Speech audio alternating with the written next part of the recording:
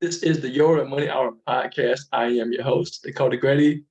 Welcome to the show, everybody. It's nice and sunny here in South Carolina.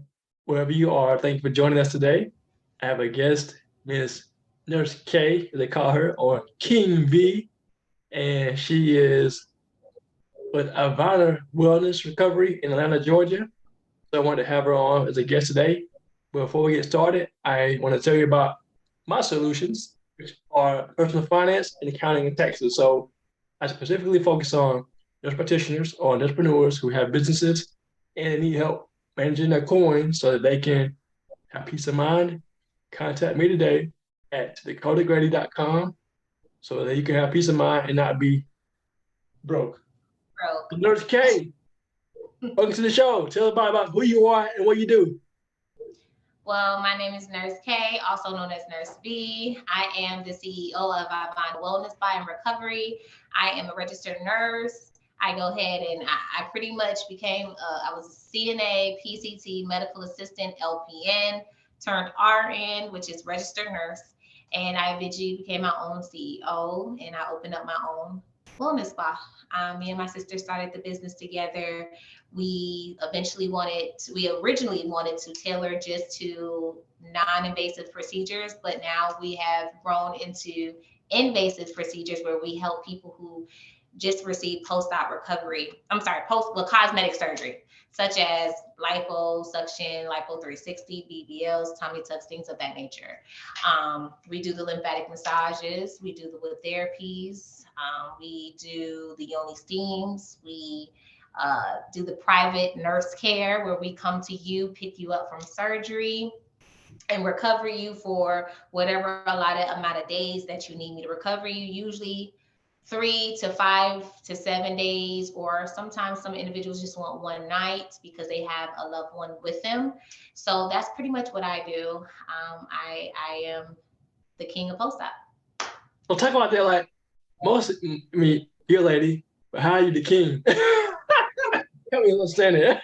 So we all know, even though the queen is the mastermind usually behind everything, everybody says queen, I'm queen, I'm queen, I'm queen. Nobody ever says as a woman, king. You know what I'm saying? And I feel a king is very strong. He's a leader. He's dominant. So for me specifically, I have those type of characteristics within a woman's body. I'm very strong. I'm a leader. I do what I say. I mean what I say. What I say will go usually. And I'm dominating the post-op game. Ivannah is not even a year yet. However, we've come such a long way in a short amount of time. Ivannah will be a year in about a week. But within that time, we literally have hit Pittsburgh. We've hit Texas. We've hit Miami so many times. Our home base is Atlanta. We've been in Atlanta cleaning the streets up. So I am very proud to have that type of reputation right now for Ivannah being the baby that she is. And that's why I say king, because I'm coming. I got you. Makes sense. So talk about that in terms of starting a business. Like, how did you, what was the why behind you doing it? I know you talked about on the IG that passion for nursing. Why did you go from the nursing, from bedside to entrepreneurship? Well, I always knew I wanted to own my own business. I personally, like I said, the king. So I don't like to work under anybody. I've always knew, like I said, that I wanted to do my own business. I just didn't know what to do at that particular time. I was thinking I was going to be working with the geriatrics, which are the older individuals, maybe opening up a home or something. But I ended up landing in this, like I say that because of my sister somehow, some way. Plus, I already took care of a couple of my friends because they was like, "Hey, can you help me? I need a nurse." And that's kind of how I kind of got into the game of post-op care. I transitioned from bedside because I knew I did not want to end at the bedside. I didn't know what was out here, but I did know it was more to nursing outside of bedside. And I have my son. I have an 8-year-old, and I didn't care for the long nursing hours. when I work dialysis, which I still do occasionally, I have a PRN shift there at the dialysis facilities, but I used to work 16, 18-hour days. And I couldn't do that having, at the time, I think he was 3. Mm. And I had my sister or my mom picking him up and dropping him off and being with him. And I'm getting home literally 9, 10 o'clock at night from a 2 o'clock in the morning wake up shift. Seriously, we would start at 3 o'clock, 4 o'clock in the morning. So I was gone too many, so many hours. And then also working in a hospital, we work 12-hour shifts, 6:45 to sometimes 7, 8 o'clock, depending on how the shift is. It could be a good shift, you can get out at 7 o'clock, 7:30. It could be a bad shift where now you got to document a whole bunch at 8, 9 o'clock, 10 o'clock at night. So I always knew that I didn't want to end at the bedside. I do know the bedside is definitely very hard on our body. Being a registered nurse, it's very like mentally draining. I don't like anybody over me. I've never been the type of person, not that I have an issue, because I can, work under individuals, but I just knew for me, I wanted to do my own thing and have my own business and be on my own flexible time. So I understand that autonomy, wanting to be by yourself, because sometimes when you work a job, unless you're the owner or either the hiring manager, you don't choose who you work with, right? So you in the workplace is messy. It's messy. So I'm like, I ain't nobody got time for that. And then some managers are micromanagers or they try to be intimidating. I'm like, bruh, ain't nobody got time for that. Like, you hired me for a reason. Let me do my For a job. job. Yeah, come check on me or help me if I need coaching or training. But don't be over my head or trying to be my daddy. I'm like, bruh, I ain't got time for that. So I'm out. At all. And that's the thing. I'm not even a micromanager. I do like certain things a certain kind of way, and it's only to protect me, the business, my baby Ivannah. I put a lot of time and energy and thought processes behind her. So I don't want to ever seem as a micromanager. But what I will say is I want to ensure that you keep her safe like I would keep her safe. Right. So when you go in and teach people how to start a business like Ivannah, what are some of the things that you tell them? Like, what are maybe 4 things you tell them how to start from the ground up and work your way from where they are to where they want to be as a med spa?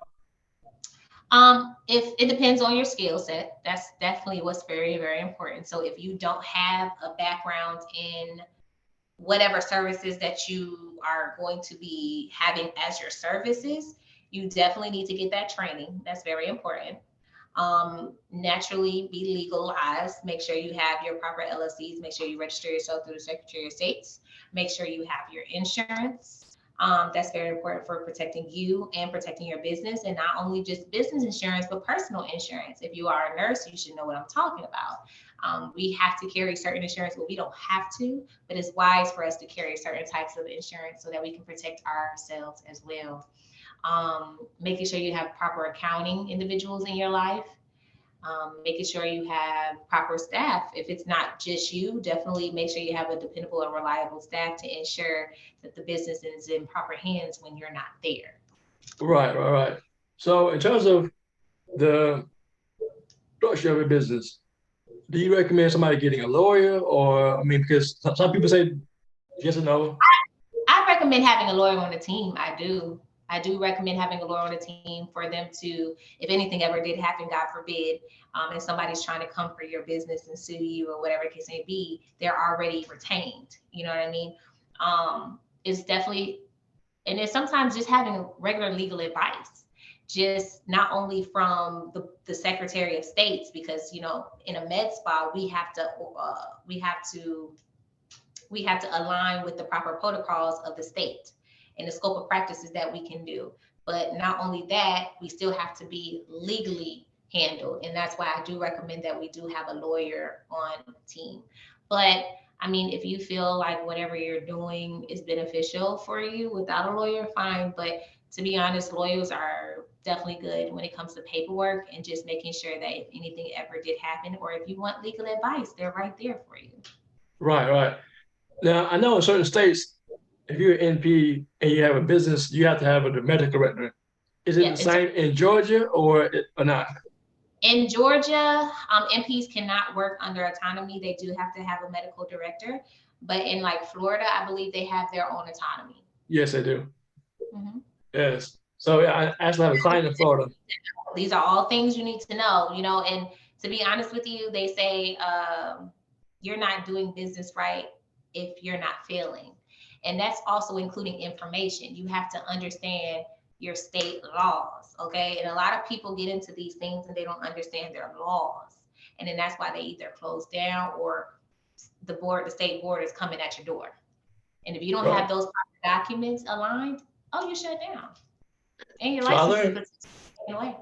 right. I learned yesterday from an MP in Michigan that they have something kind of MSO, I believe she said, some kind of management something service. I'm like, it's basically like, from what I understand, it's like a third party and they protect you, that keep you separate from, I guess, your business. So I'm like, do you know about that?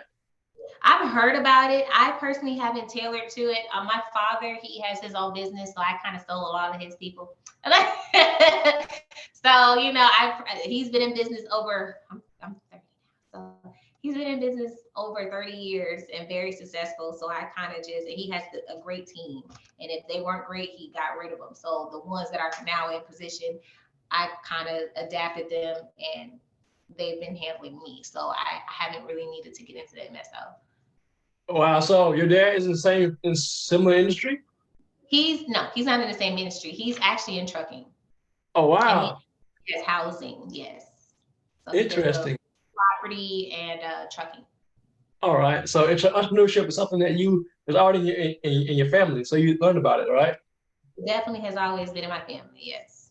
Now, your sister, is she a partner with you, or do y'all have separate businesses? Now we have we separated. Not too much. She actually didn't like the invasive piece. The invasive piece. It was a lot of work for her. She's an MP, so I get nothing about MPs, but usually the registered nurses are the ones that pound the floor. So I'm the one at the bedside. I'm making sure getting patients up. I'm communicating. I'm doing medications, things like that. The MPs kind of come and do little medications and you're okay. And I mean, like I said, I'm not against them. I actually I'm going for my MP. I am. But I'm still bedside at heart. So she kind of got a little lazy. But so with that being said, she's now more so tailoring. She's still in the business, but she's doing IV hydration. She's taking her classes now for Botox, fillers, things like that. So once you become an MP, do you want to offer those same services, or do you want to stay where you are right now? No, I'm going to be adding, that's why I'm getting my MP. I want to add on to my services. I actually wanted to get into the medical examiner drug screenings. Like I said earlier, my father, he is a truck driver. So they need certain, listen, I'm all for it. Listen. So I do want to get into the drug screening solely because they need the DLT physicals and things like that. I can definitely help the individuals that need the DLT physicals, and due to the fact that my father is in the trucking game, I know a lot of truck drivers. And they need somebody to kind of, make sure they're good and get their DLT cards. And that's going to also bring additional flow into my business. So I don't ever want to stay where I am. I do always look for a future because with time, things change. And I just want to make sure I adapt with the times, and adding services will always keep us afloat. Right. I like that because having that additional income is important, especially during COVID. Having multiple streams of income is important, it's vital. So what I really learned from COVID is to have more than one source of income. Talk about that, Nurse V. Talk about having those streams opposed to just having one. You talk to the right person. So having multiple streams of income. So I will just say what I do. So not only do I have Ivannah and we do services, but we also have products. There are things that I don't have to come up for a spot and do, and I put everything online. I'm producing ebooks. I literally have 3 ebooks that I'm currently in the process of editing.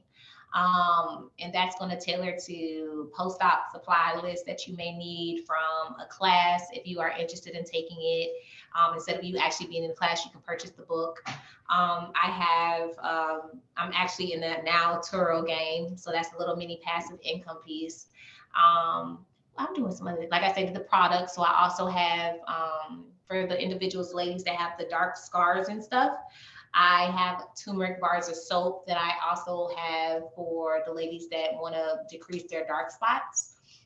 Scrubs, yoni products. And I don't know if you are aware what yoni is, but it's pretty much, it tailors to women vaginal items. So soaps, gels, herbs. So that's how I kind of maintain my different sources of income passively, besides just actually putting hands on somebody. Right. And that's the thing, like for me, I have multiple streams too. I mean, counting taxes, I have my podcast, which is like little drips of income, but podcast, audiobook, my ebook, I got my book. So speaking, coaching, I have those things all work up under one umbrella, but eventually I want to have all of them be self-sufficient.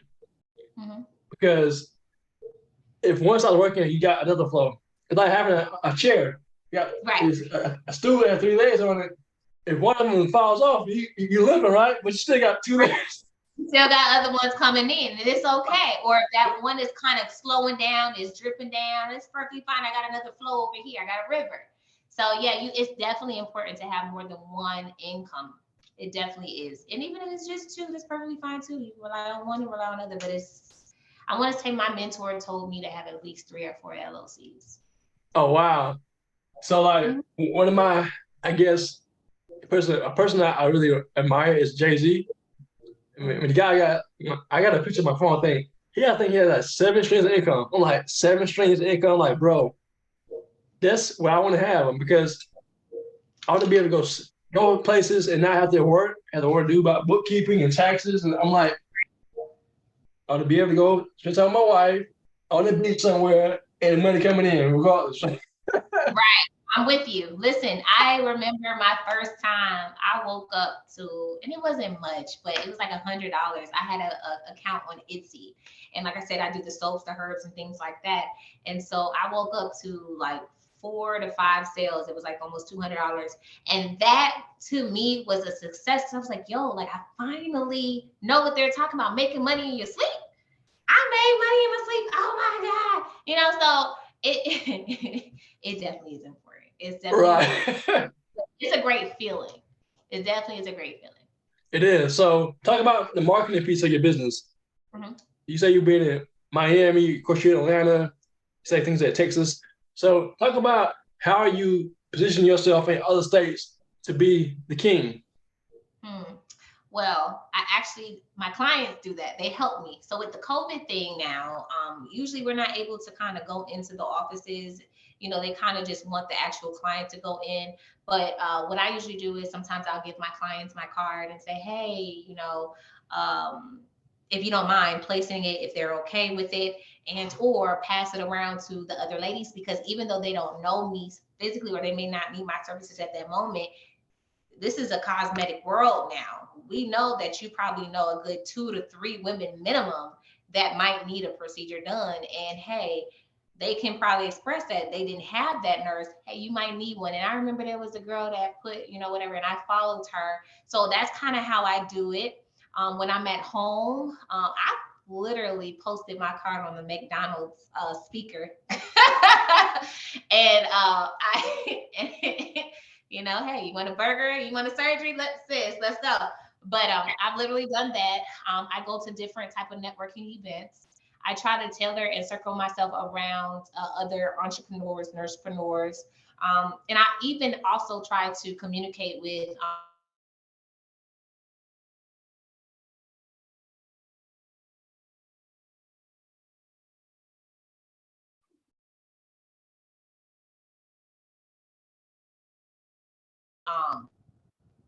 pause it, did we freeze up?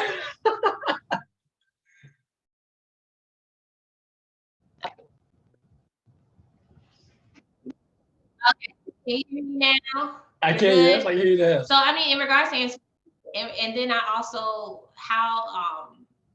post on social media, Instagram, Facebook. I do advertisements.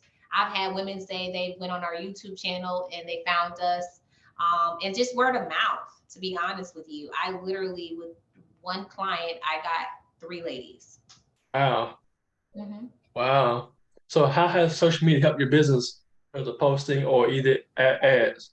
Posting definitely has helped the business, just because I mean, I'm here. I'm in Atlanta. I'm just in one location. So with social media, it definitely brings in a different type of crowd. Not only a different type of crowd, but also different states. So I definitely feel like social media is a great piece, but also you still have to go out there and do some footwork. So like these expos, like I said, these networking events. I even go to pop-up shops, and I'll have like, even though I have like products like, like I said, the yoni steams, the soaps, stuff like that. Some of the post-op supplies that an individual would need. My main money maker is the recoveries. So I have all this that's nice and cute and all, but hey, are you going to get plastic surgery? I'll have like a nice flyer or a nice board, draws people in and be curious. It's funny because my next plan is I wanted to have a faja. I don't know if you know what a faja is, but it's a garment that we have to wear that's very compressed, so that we don't swell and things like that post procedure. So I kind of wanted to walk around my next post pop up shop or expo like that, and they'd be like, "What she got on? That's look at her body," something like that, and then have them come over and say, "Hey, what you got going on?" And from there, I do post op care. We offer this, we offer that. So those are some things that me personally, in regards to social media, networking, footwork, communicating with other business owners. Like I was talking to my friend today, she does Botox as well, and she was saying that she shouted me out a couple times talking to other nurses or on her social media channel saying, "Hey, if you were interested, yeah, my friend, she does post-op care." So communication is definitely important. Networking is very important, but also the footwork, um, the display behind your postings. Like I was on my computer earlier today, like I told you, and I've been on this computer since 9 o'clock, trying to make sure everything is nicely organized, or the anesthetic piece is definitely something, because that's also important to catch someone's eyes. Right. All right.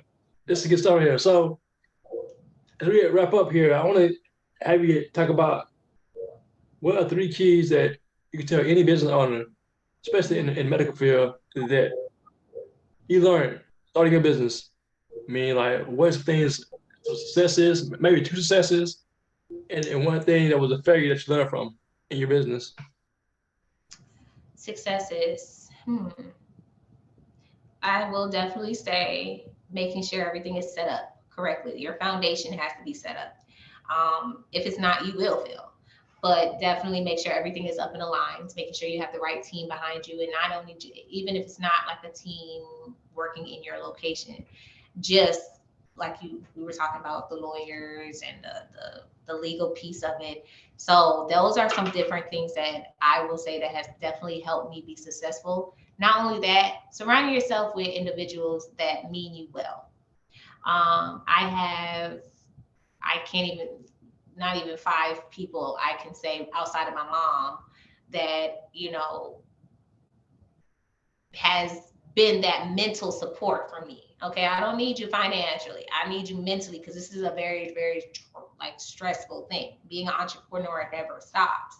So between making sure your business is set up in the foundation, that's definitely a success piece, and it also could be a fail piece. But just having a great team behind you, that love you for who you are, and ensuring that give you the motivation that you need, and even influences. Failure wise, I can't really think of anything right now, to be honest with you. But I will say that I know there has been some things that I probably failed on. And I don't want to necessarily say failed. I've learned, and I grew.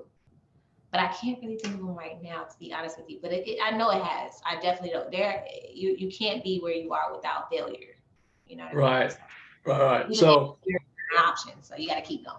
Gotta keep going. Gotta keep going. Well, thanks for your time, Nurse K. How can people find out about you on social media, and then also your website and how to connect with you?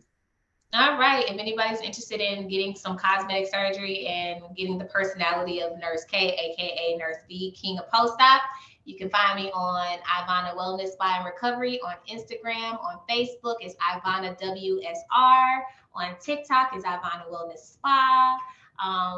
You'll see me at the clown fool on there. I love it. My clients just love me on there. You will also find me on TikTok. On YouTube. We're building our YouTube channel, and that is Ivannah Wellness Spa as well in recovery. You'll find a lot of educational pieces usually throughout all of our channels. So definitely find out if you're interested on how should I lay for a tummy tuck, a BBL, if you're interested in infection control, if you're interested in our services. All of those handles are something that we produce so that you are able to find that information out. But also, if you want to direct connect, you can reach out to me on our number at 770-276-5733. And I'm always by my phone, usually. It just went off, literally, like it really did. I don't know if you heard it, but I'm always available usually. Even at 1 o'clock in the morning, if I turn over and I happen to see it, I will try to reply if I can. So those are our handles, and I will definitely cannot wait to hear from you ladies and or gentlemen. All right. Nurse K, thank you for your time. And this is Your Money Hour podcast. Thank you so much for having me. I appreciate it. Yes, ma'am. You're welcome. All right.